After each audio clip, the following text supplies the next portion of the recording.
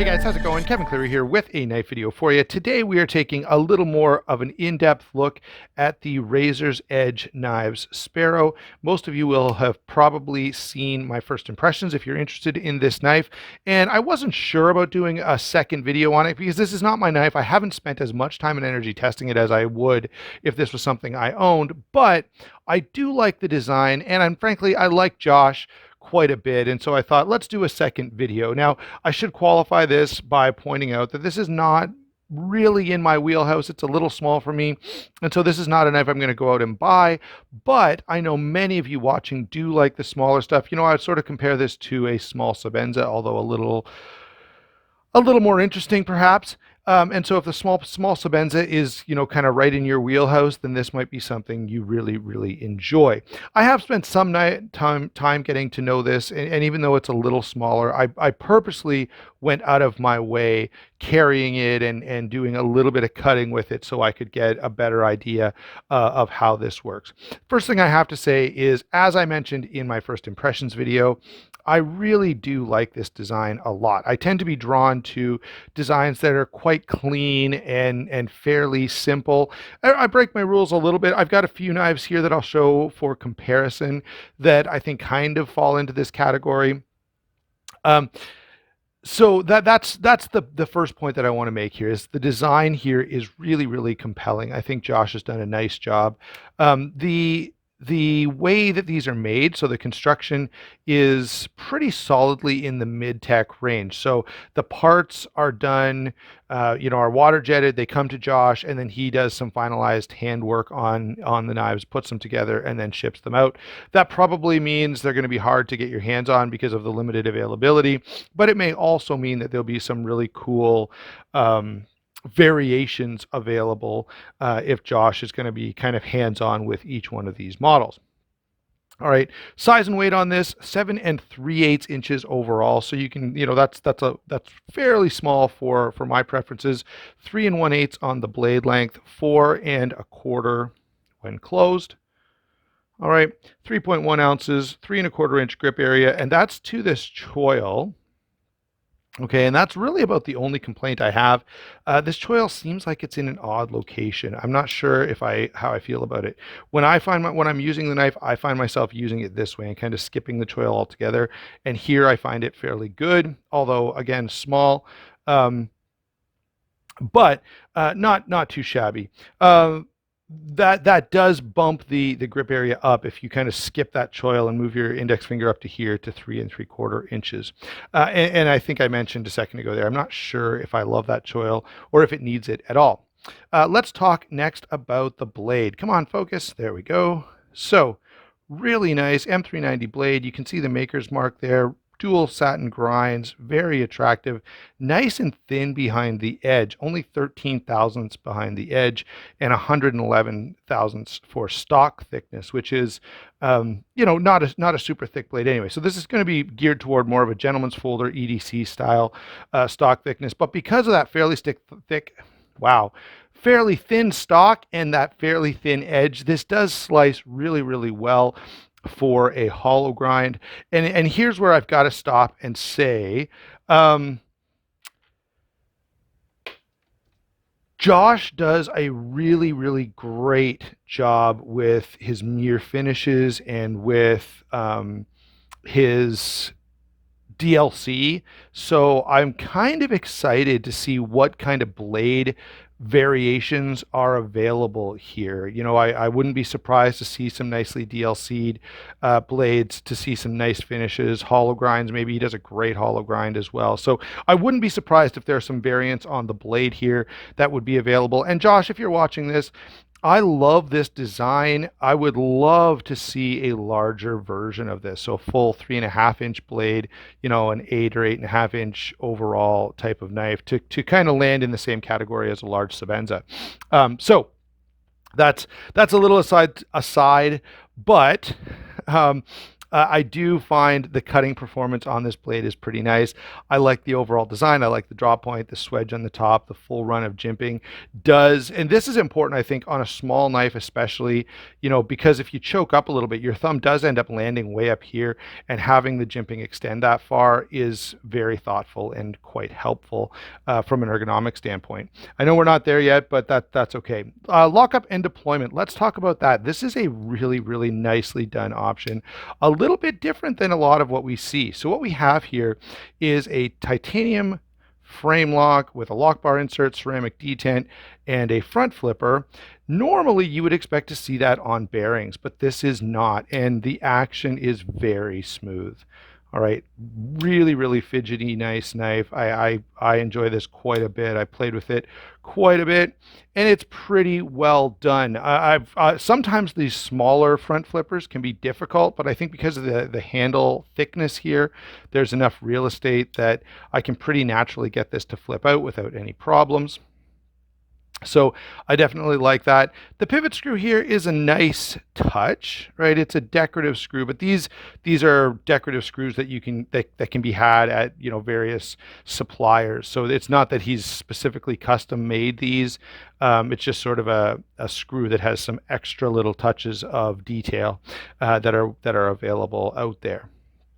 These are on phosphor bronze washers, which I think is really, really nice. And there are a couple of reasons I like this. One, they tend to need a little less maintenance. But number two, I think doing phosphor bronze washers is sort of a way of saying, hey, I'm going to take extra time and attention and care to make sure the tolerances are really good and to make sure that the assembly is really good. Because if you blow it, right, if you mess it up, you can really tell those phosphor bronze washers are going to hang up and they're not going to work the way you want them to. So really, really nice to see these done in phosphor bronze washers. It's a nice alternative to a lot of the overseas knives that are out there that are just dropping bearings in everything.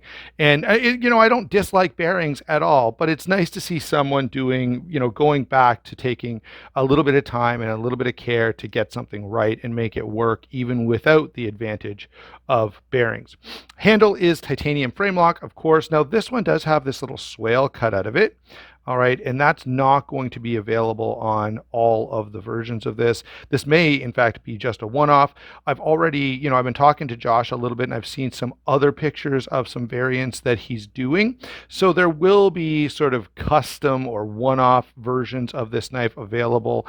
We kind of already know that at this point. I just don't know how much or I don't know how many of those will be available or how much they're going to cost or anything like that. So you'll have to talk to Josh directly about that kind of stuff. All right. The one complaint I'm going to come back to is that choil. I feel like the knife doesn't really need it. Like this could have just been this shape, and that would have simplified it down a little bit more, and it would have made it feel a little more natural for me to use the grip that I find myself using. Maybe you'll have smaller hands than me and that choil will make perfect sense for you. All right, for me, if I use the choil, my pinky almost sort of ends up floating out in space, and I prefer not to have that. I prefer to get my pinky on the knife and get a full 4-finger grip. The pocket clip here, of course, is single position. It is a milled clip, and they've done a little bit of satin on here, which adds a bit of a pop of color, and they've also done this little nice pattern, which again, takes a very simple knife and just adds a touch of visual detail that is appreciated. All right, so that's a quick rundown. As I say, the only issue I could potentially bring up with this knife is this choil. I feel like it hurts the ergonomics just a little, but everything else I really, really like, and you don't need to use that choil. In fact, I never did. When I was using this, I would always skip it and end up holding it right up here. You can't be too hard on it for that. Let me go ahead and get some comparisons. The one that I want to kind of start with is my Inkosi. And it's because I sort of feel like these are in a similar vein, just a simple, well-done cutting tool that's trying to be classy and useful all at once. And I think they do a pretty darn good job here.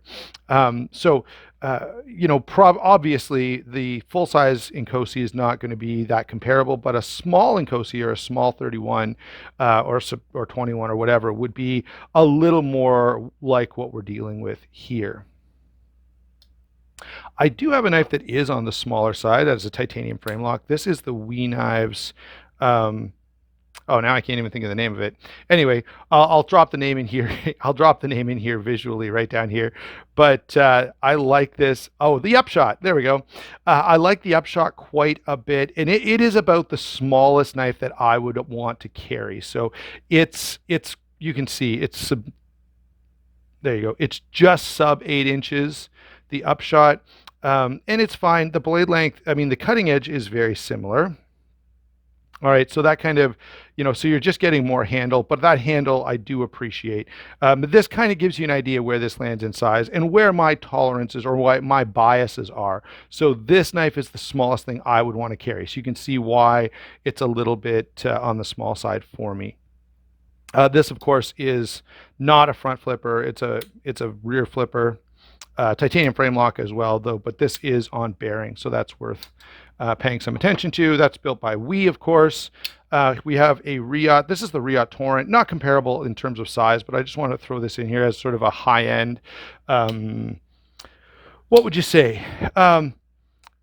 This is a knife that I think does something similar to this, which balances this high-end classiness without going so fancy that it feels unusable. That's where I think the Torrent really shines, and I think this does as well. One more Riot knife. This is, of course, the Chavez 229 Ultramar. Flip these guys over so you can see the famous Chavez clip. And again, quite a bit of a bigger knife. Most of my collection is bigger than this, but these two, what these have in common is, you're getting a knife from a reputed maker, and, there's sort of a, this is a non-custom, like a production, widely available version. This is less production. It's a little more on the mid-tech realm, but it does give you, something that's cool, that's high-end, that's well put together, and that is from someone we've known and followed and loved for a long time in the knife community. All right, so those are some of the comparisons that I wanted to touch on. We have here a really well-made knife. It's a great design. It's a sort of a gentleman's folder, and so if you're not into the gentleman's folder side, maybe it's not for you. But okay, if this is kind of right in your wheelhouse, if a small Sebenza is just right for you, then this is probably a fantastic knife that you're going to really, really enjoy. Consider that I'm biased against it because of its size, and I still kind of love it. And so if this is the perfect size for you, I suspect you'll love it even more than I do. There you go. So thanks a lot, Josh, for letting me check this out. Thank you to a fellow knife enthusiast who actually owns this knife, who let me have a couple weeks, using it and looking at it and just getting to know it so I could make these videos. And thank all of you for watching. If you want to help the channel, check out the link in the description. I will put a link to Razor's Edge Knives website. I'll also put links to the channel sponsors, and using those links does help me out a whole lot. All right, we'll talk to you later.